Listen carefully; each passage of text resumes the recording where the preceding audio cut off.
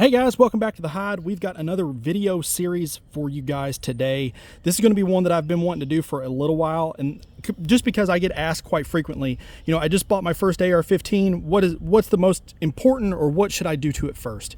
Now for me, you got to know what your philosophy of use is for the gun itself. If you've only got one carbine, then it needs to be set up to do a few different things: range use, home defense, so on, go to war rifle, whatever the case may be, but it needs to be able to serve a few different roles. So you need to set it up as such. With that said, for me, the very first thing that I'm going to do for a rifle like that, it's got to be a weapon light. You've got to be able to see what you're shooting at. You don't want to shoot at the wrong thing in low light conditions.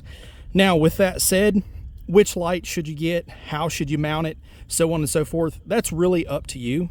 For years, before I had the means, I used just one of the ProTac 1Ls, and I just had it taped to the side of the gun.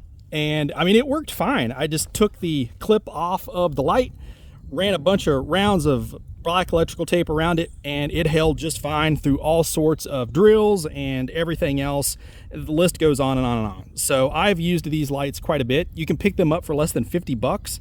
Good lumen output, really rugged. Streamlight makes really good lights, and it just functions. So don't think you need to spend $200 or $300 right off the bat to get a usable light for your carbine. You don't. This rifle here, I couldn't even tell you how many rounds are through this. This is my primary carbine. Anything from go to war to running carbine drills and basically everything in between with. So I've shot this out to 400 yards and do carbine work with it inside of 50 yards. So with that said, for me, the very first thing that I would do is definitely going to be a weapon light. Now, where you choose to mount that, again, is going to be entirely up to you. I'm a right-handed shooter, so I want this rifle to be able to set flat against my body whenever it's slung.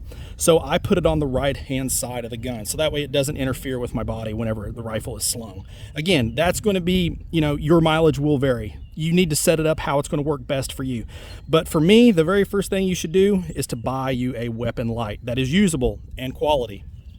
But again, don't think that you got to spend $200 or $300, because one of those $50 Streamlight ProTacs will do you just fine until you can come in later on and maybe dump a little bit more money into that particular part of your system. So let me know down below in the comments, guys, what do you think?